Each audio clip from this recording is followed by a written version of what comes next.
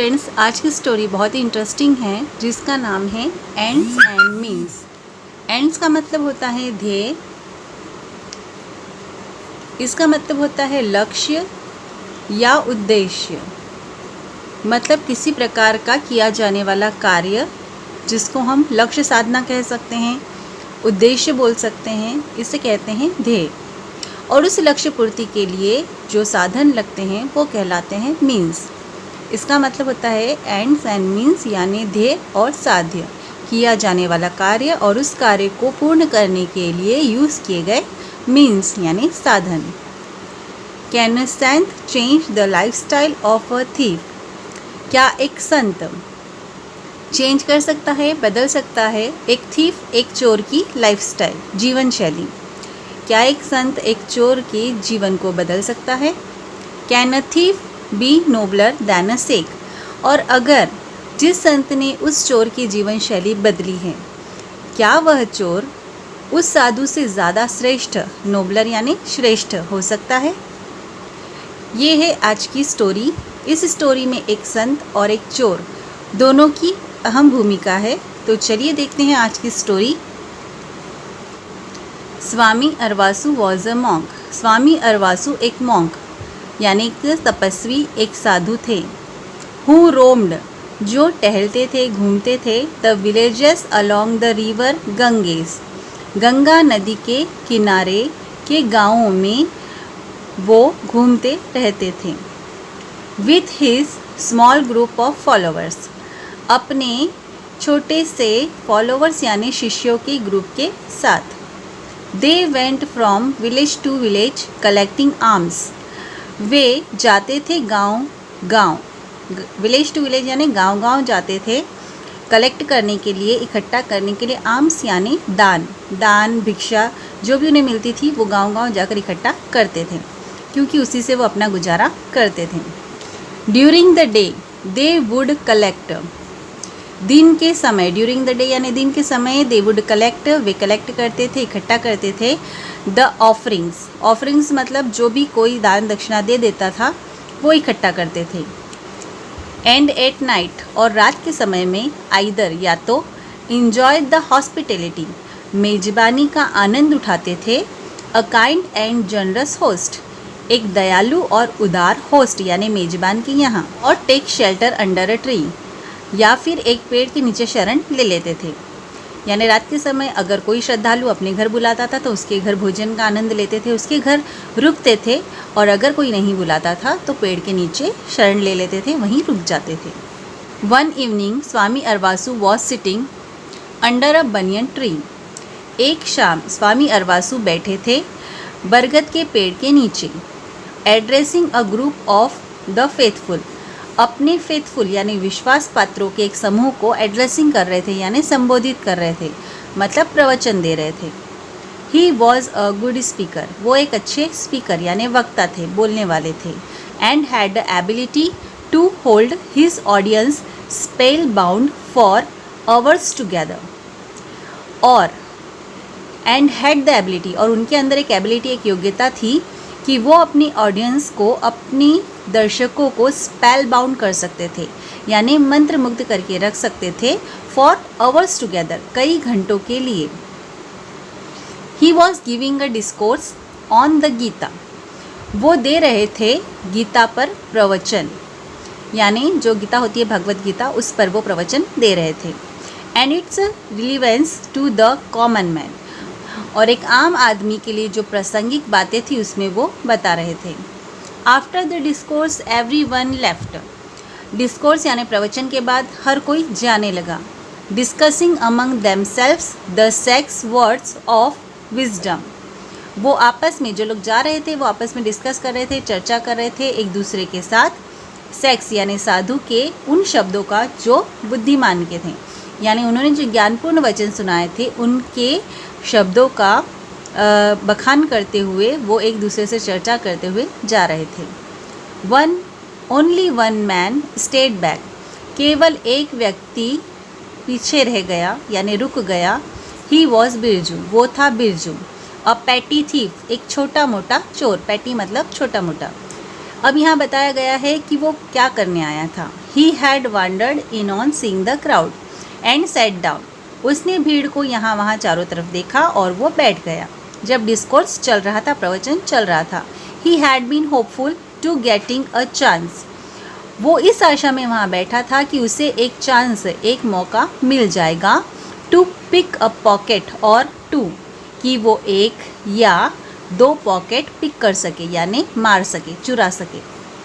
In the beginning his attention kept wandering. शुरुआत में उसने ध्यान दिया.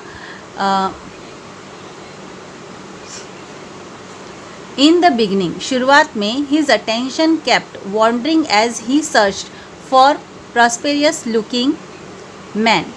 सबसे पहले शुरुआत में उसने ध्यान देना शुरू किया और अपनी नज़रों को दौड़ाया प्रॉस्पेरियस लुकिंग, यानी धनवान दिख रहे लोगों को ढूंढने में. यानी सबसे पहले तो वो धनवान दिख रहे लोगों को ढूंढने में लग गया. Gradually he was drawn to what the Swami was saying. अचानक से उसका ध्यान खींचा, ड्रॉन यानी खींचा, उस ओर जो स्वामी अरवासु कह रहे थे. The Swami was speaking in a simple language. Swami ji इतनी सिंपल भाषा में बोल रहे थे that even an illiterate boor like him, कि उसके जैसा इलिटरेट यानी अनपढ़ व्यक्ति भी समझ सके, कुड अंडरस्टैंड हिम, उन्हें समझ सके. यानी जो भी प्रवचन वो बोल रहे थे उसे बिरजू जैसा अनपढ़ व्यक्ति भी समझ सके, इतनी अच्छे से वो सिंपल भाषा में बोल रहे थे. एज ही लिसन केयरफुली, जब वो ध्यानपूर्वक सुन रहा था, he found himself getting completely absorbed in the Swami's word. तो उसने अपने आप को पूरी तरह कम्प्लीटली एब्जॉर्ब यानी डूबा हुआ पाया स्वामी जी के शब्दों में. यानी स्वामी जी के शब्दों में वो पूरी तरह डूब गया, खो गया. आफ्टर एवरीवन हैड लेफ्ट, अब हम वहाँ आ जाते हैं जहाँ सब लोग उठ के जा रहे थे. बिरजू अप्रोच्ड द सैग. उस वक्त बिरजू जो पीछे रह गया था या वो अकेला वहाँ पे रह गया था, वो साधु के पास पहुँचा. विथ फोल्डेड हैंड्स, हाथों को जोड़ते हुए, and a lot of hesitation, और बहुत ही संकोच के साथ. Swami I am Birju a petty thief. उसने कहा स्वामी मैं बिरजू हूँ, एक छोटा मोटा चोर. Birju you have come to the wrong person. Birju तुम एक गलत व्यक्ति के पास आ गए हो. I have nothing to offer you. मैं तुम्हें कुछ भी नहीं दे सकता. बट माई विजडम, केवल मेरी ज्ञान के अलावा, यानी केवल मेरे ज्ञान के अलावा मैं तुम्हें कुछ भी नहीं दे सकता. स्टिल दैट, चुरा लो, सेड द सैग, साधु ने कहा. स्माइलिंग बेनिवोलेंटली, और बहुत ही सद्भावनापूर्वक मुस्कुराए. एंड हिज फॉलोअर्स लाफ्ड, और उनके जो फॉलोअर शिष्य थे वो हंस पड़े. Swami your words have made a great impact on me. Swami तुम्हारे शब्दों ने मुझ पर एक बहुत बड़ा प्रभाव डाला है. Suddenly my entire life flashed before my eyes. अचानक मेरा पूरा जीवन मेरी आँखों के सामने फ्लैश होने लग गया, यानी मैंने अपने पूरे जीवन को अपनी आँखों के सामने देखा. एंड आई रियलाइज्ड, और मैंने महसूस किया, I have completely wasted it, कि मैंने इसे पूरी तरह खो दिया है, यानी मैंने अपने जीवन को पूरी तरह ख़त्म कर दिया है, बर्बाद कर दिया है. I have decided to change, और अब मैं बदलना चाहता हूँ. I want to lead an honest life. मैं चाहता हूँ जीना एक ऑनेस्ट लाइफ, एक ईमानदारी का जीवन. आई वॉन्ट टू रिपेंट, मैं पश्चाताप करना चाहता हूँ. दिस इज़ वेरी गुड, ये बहुत अच्छी बात है, ये बहुत अच्छा है. It is never too late to realise one's mistake. कभी भी लेट नहीं होता है, कभी भी देरी नहीं होती है महसूस करने में किसी को उसकी गलती, यानी अगर आपने कोई गलती कर दी है तो उसे महसूस करने में कभी भी देरी नहीं होती. स्वामी सेड, स्वामी ने कहा, लुकिंग एट हिज डिसिपल, अपने डिसिपल की ओर देखते हुए. हु नोडेड इन एग्रीमेंट, जो अग्रीमेंट में यानी सहमति में सिर हिला रहे थे. नोडेड यानी सिर हिलाना. Swami I want to become your disciple. Swami मैं आपका डिसिपल यानी शिष्य बनना चाहता हूँ. I want to be with you, मैं आपके साथ रहना चाहता हूँ. वट एवर यू गो, जहाँ भी आप जाएं. माई डियर बिरजू, मेरे प्यारे Birju, I do not think you realise how tough and एंशियंट्स लाइफ इज़. मुझे लगता है कि तुम्हें नहीं पता, तुम नहीं जानते हाउ टफ, कितना कठिन होता है. एंड एंशियंट्स लाइफ इज़, एक साधु का जीवन, एक मनीषी का, साधु का तपस्वी का जीवन कितना कठिन होता है ये तुम नहीं जानते। It may look easy but it requires a lot of dedication and determination. ये दिखता है बहुत ईजी, बहुत साधारण, बहुत आसान, लेकिन इसमें ज़रूरत होती है बहुत सारे डेडिकेशन और डिटर्मिनेशन की, यानी बहुत सारे समर्पण और बहुत सारे दृढ़ निश्चय की। Please Swami give me a chance, कृपया स्वामी जी मुझे एक चांस दीजिए। If you don't accept me, यदि आप मुझे स्वीकार नहीं करेंगे, I will have no choice, तो मेरे पास कोई भी मौका नहीं बचेगा, but to go back to my old way, या तो मैं अपनी ओल्ड वेज यानी पुरानी ज़िंदगी में वापस लौट जाऊँ और एंड माई लाइफ, या अपने जीवन का अंत कर लूँ। The sage closed his eyes in deep concentration and then said, साधु ने अपनी आंखें बंद करी, गहरा ध्यान किया और फिर कहा, okay Birju, from today you are one of my disciples. ठीक है बिरजू, आज से यू आर वन ऑफ, तुम मेरे डिसिपल्स, मेरे शिष्यों में से एक हो। But you have to be careful, लेकिन तुम्हें सावधान रहना होगा। एनी साइन, कोई भी साइन यानी कोई भी चिन्ह ऑफ मिसबिहेवियर, गलत व्यवहार का मैंने देखा, and I will throw you out, और मैं तुम्हें बाहर कर दूंगा। यानी यदि तुमने कोई भी मिसबिहेव किया, कोई भी गलत काम किया, तो मैं तुम्हें मेरे ग्रुप से बाहर कर दूंगा। बिरजू नोडेड हमली, बिरजू ने सिर हिलाया हमली यानी नम्रतापूर्वक, सहमति में। देन बेंडिंग डाउन प्रोस्ट्रेट, और फिर झुक गया और प्रोस्ट्रेट यानी दंडवत प्रणाम किया बिफोर द सैग, साधु के सामने। The next day onwards Birju was a member of the band of followers, अगले दिन से ही बिरजू मेंबर यानी सदस्य बन गया था, एक सदस्य बन गया था बैंड ऑफ फॉलोअर्स, शिष्यों के समूह का। ही सेव्ड हिज हेड, उसने अपना सिर मुंडवाया। वॉर सैफ्रॉन क्लॉथ्स, केसरिया कपड़े पहने। And lived the life of the wandering monk, और एक भटकते हुए साधु का जीवन जीने लगा। Swami अरवासु was very happy, Swami Aravasu बहुत खुश थे। विथ बिरजू, बिरजू से, who was now called Birjanand, और अब वो उसे कहते थे बिरजानंद।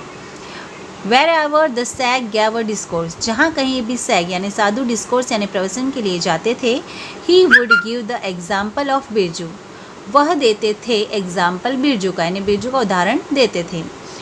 और क्या कहते थे? On listening to my words of wisdom, मेरे ज्ञानपूर्ण वचनों को सुनकर। इवन अ क्रिमिनल, यहाँ तक कि एक अपराधी हैज़ बिकम अ सन्यासी, सन्यासी बन गया, यानी एक अपराधी एक सन्यासी में बदल गया। ही वुड डिक्लेयर प्राउडली, और ये बात वो कहते थे बहुत ही गर्वपूर्वक। One night the sag and his followers reached the outskirts of the village of Loban and camped under a peepal tree. It was cold. एक रात साधु और उसके शिष्य पहुँचे लोबन विलेज यानी लोबन गांव के आउटस्किट यानी बाहरी छोर पर, and camped under a peepal tree, और एक पीपल के पेड़ के नीचे डेरा डाला। इट वॉज कोल्ड, वहाँ बहुत ठंड थी। Can someone go to the village and get some firewood, क्या कोई गांव के अंदर जाएगा और कुछ लकड़ियाँ लाएगा, यानी जलाने के लिए लकड़ियाँ लाएगा, ताकि so that we can keep our self warm, ताकि हम अपने आप को गर्म कर सकें। आस्क्ड स्वामी अरवासु, स्वामी अरवासु ने कहा। बिरजू वॉलेंटर्ड, एंड बिरजू स्वयं तैयार हो गया। एंड सेट ऑफ क्विकली, और तुरंत ही निकल गया। To fulfil his master's command, उसके मालिक के कमांड यानी आदेश को फुलफिल करने के लिए, पूरा करने के लिए। इट वॉज पिच डार्क, वहाँ पे पिच डार्क यानी घना अंधेरा था। All Windows and doors were shut, सभी खिड़कियाँ और दरवाजे बंद थे। गांव के अंदर जब बिरजू पहुँचा तो बिल्कुल अंधेरा था, दरवाजे खिड़कियाँ सारे बंद थे। Birju went from door to door, Birju दरवाजे दरवाजे गया। Hoping to see a light or movement somewhere, इस आशा में कि कहीं कोई रोशनी, कहीं कोई मूवमेंट, हलचल नज़र आ जाए। इट वॉज़ वेरी क्वाइट, लेकिन वहाँ बहुत शांति थी। Everyone seemed to be, ऐसा लग रहा था, seemed to be, everyone यानी हर कोई, अस्लीप, सो चुका है। Birju did not want to disturb the villagers, Birju नहीं चाहता था कि वो डिस्टर्ब करे, परेशान करे गाँव वालों को। In the dead of night, रात्रि के डेड में या रात्रि के अंत में। He was wondering what to do, वह भटक रहा था कि अब क्या करे, सोच रहा था कि अब क्या करे। When he heard a familiar sound, तभी उसे एक औरत की आवाज़ सुनाई दी। ही लुक्ड अराउंड, उसने चारों ओर देखा। It seemed to be coming from a small hut, और वो आवाज़ आ रही थी एक छोटी सी झोपड़ी से। In a corner of the village, यानी गांव के कोने में बनी हुई छोटी झोपड़ी से वो आवाज़ आ रही थी। It was as if someone was frying something, ऐसा लग रहा था जैसे कोई कुछ तल रहा है, फ्राई कर रहा है। He walked quickly towards the hut, वह तेजी से झोपड़ी की ओर बढ़ा। It had a small window, वहाँ पे एक छोटी सी खिड़की थी। Birju stood on his toes, Birju अपने टोस यानी पंजों के सहारे खड़ा हुआ।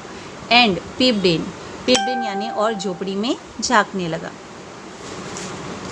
आप यहाँ पे पिक्चर में देख सकते हैं कि ये बिरजू झोपड़ी में से झांक रहा है खिड़की में से, और ये एक औरत बैठी है जिसकी आवाज़ आ रही थी। ये वो कुछ तल रही है, क्या तल रही है, और ये दो बच्चे उसके बैठे हैं। और ये स्टोरी अब क्या है ये हम देखेंगे नेक्स्ट पार्ट में।